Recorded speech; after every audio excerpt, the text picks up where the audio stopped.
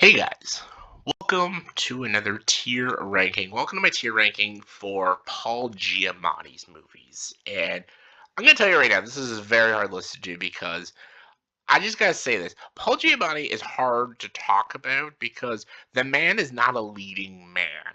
I think y'all know what I'm talking about. The man's been in so many, so many movies, but he's barely the lead in a movie. He's always a supporting role. So it's hard to do Paul Giamatti movies where he's barely ever the main character in a film. And there's just so many films he's been in, and there's a lot of movies I had to take off because I didn't want to count movies where he's like in it for 10 seconds. There's so many movies he plays in, he's just like in one or two scenes, or he's in more than one or two scenes, but he's not an important character.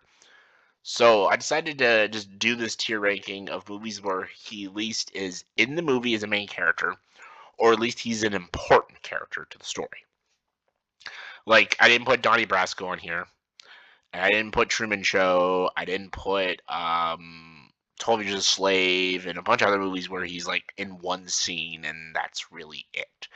I tried to do Paul Giamatti movies where at least, like, yes, he's a supporting role, but he's an important supporting role. So, yeah, let's just get to it.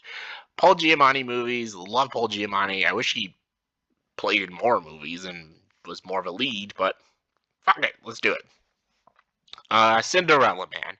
Cinderella Man's a great movie, and he's very good. He was actually nominated for supporting actor as playing the manager of Russell Crowe's character.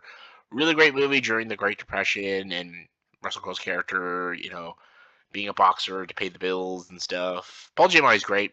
Russell Crowe's great. The movie's great. There you go. Straight Outta Compton is an A. Paul Giamatti is in the movie as another manager. He's the manager of NWA. He plays Jerry, who's like best friends with Eazy-E in the movie, but you find out like Jerry's kind of a manipulative jackass. Straight Outta Compton is a great biopic about NWA, how they did the story of Ice Cube, Eazy-E, and Dr. Dre. All the actors, O'Shea Jackson Jr., Jason Mitchell, Corey Hawkins, all great. Paul Giamatti is also really solid and just a solid film.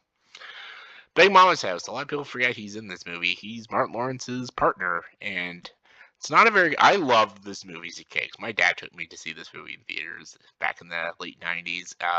Really enjoyed it as a kid. Watching it now, it's pretty stupid. It's pretty dumb. The Ides of March is a great movie.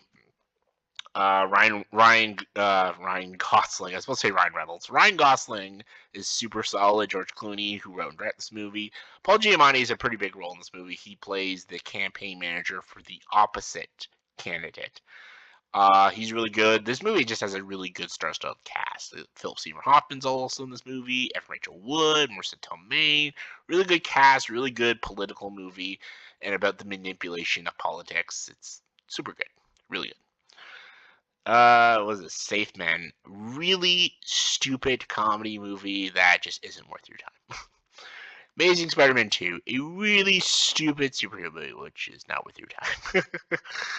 Paul Giamatti as the Rhino. I don't know what kind of ridiculous, stupid casting that was, but I'm glad he didn't show up in Spider-Man No Way Home. Barney's version. This movie is excellent. It's a Canadian movie, and it's about this man where his marriage is ending and his life has gone to shit, and he's telling the story through his version. Is his version the right version? You don't know. But he is a pretty unlikable guy, but through his eyes, he isn't an unlikable guy. It's a fascinating movie. It's a great character study. It's a funny movie. It's a dramatic movie. Paul Giamatti and Dustin Hoffman are both solid. It's a great movie. Turbo. I always forget he's in it. I forget anyone who's in this movie because it's just a shit movie. The Negotiator. Love it. He plays one of the hostages. Samuel Jackson takes hostage. He plays the character Rudy, who is like this ex-criminal and stuff, and he's trying to help Samuel Jackson find out who killed Samuel Jackson's partner. Love this movie. Great movie by F. Gary Gray. Really great hostage movie. Kevin Spacey, Sam Jackson, Paul Giamatti. Great cast. Shoot 'em up. Shoot 'em up's okay. It's literally what it is. It's a shoot 'em up movie, and Paul Giamatti plays a very over the top, crazy hitman villain. So there's that. Saving Mr. Banks. Saving Mr. Banks isn't. I almost want to put it as, but Paul Giamatti is not like a huge role in it, but he is still a pretty crucial role as the driver of Peel Travers. He drives her around and he like kind of builds his like friendship with her. She's like very bitter on everyone, but Paul Giamatti's like the one character. I think his name's Ralph in the movie that she like likes and talks about her feelings to and stuff. And yeah, it's really good. Morgan, shit. Ironclad, shit. Paycheck, shit.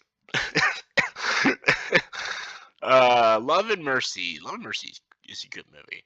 This is actually about oh my god, the fucking shit. It's about the band. It's about the band. You know the band.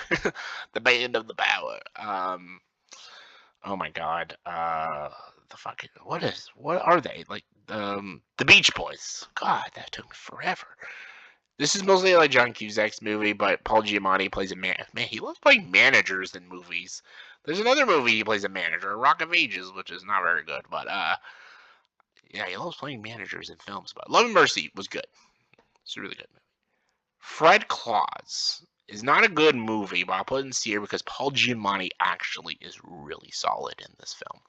He makes this movie good as his Santa Claus. He's very good as Santa Claus. It's a very different portrayal of Santa Claus. I like him in the movie, but I don't like the movie. Cosmopolis, he's not a very big role, but still a good role. Sideways, this is probably Paul Giamatti's best movie. It's a great movie. It's funny. It's very deep. It's super unlikable at a lot of moments, but it's very real. And it's a lot about this friendship, them going on away for the weekend because he's getting married. Then his buddy wants to like cheat on his wife, and then he just wants to hang out. And it's also about alcoholism and loss. And there's just so many things this movie talks about. And it's a great Alexander Payne movie. It's my favorite Alexander Payne movie, and it's easily Paul Giamatti's best performance. The Holdovers. One of my favorite movies of the year. I'm going to stick it in the A category, but could move up to an S. Man on the Moon. Really good movie. Oh yeah, Ernest and Celine. Also very good movie. Planet of the Apes. Really shit. Illusionist. Really good too. This is a great movie about magicians and stuff. Paul Giamatti plays like a detective who likes to debunk magicians' acts. It's pretty sweet. Big Fat Liar. Just like Fred Claus, it's a bad movie, but Paul Giamatti really makes that movie great. Win-Win, really good wrestling movie where he plays a coach. There you go, very simple. If I would include all his movies, there would be a lot more in the S and A's, but Paul Giamatti is a supporting guy. He's not a lead guy, so it was very hard to do a tier ranking for Paul Giamatti. Let's put these in order. Sideways, sadly, the only S tier. I'll go Holdovers, Straight Outta Compton, say Mr. Banks, that's Barney's version. Then he had some. No, I'm gonna go Negotiator, Barney's version. Illusionist, yep. Then Cinderella Man, Love and Mercy, Win-Win, Cosmopolis, Ernest and Celine. There we go. And there we go. And now, yeah. I think Mace 32 is his worst movie because he's shit in that movie. And yeah, that looks good. So there you go. That's my quick little tier ranking for Paul Giamatti. So let me know in the comments below what's your favorite and least favorite role he plays in a movie. Comment below, let me know. And as always, if you like this video, please like and subscribe to his channel and join the dark side.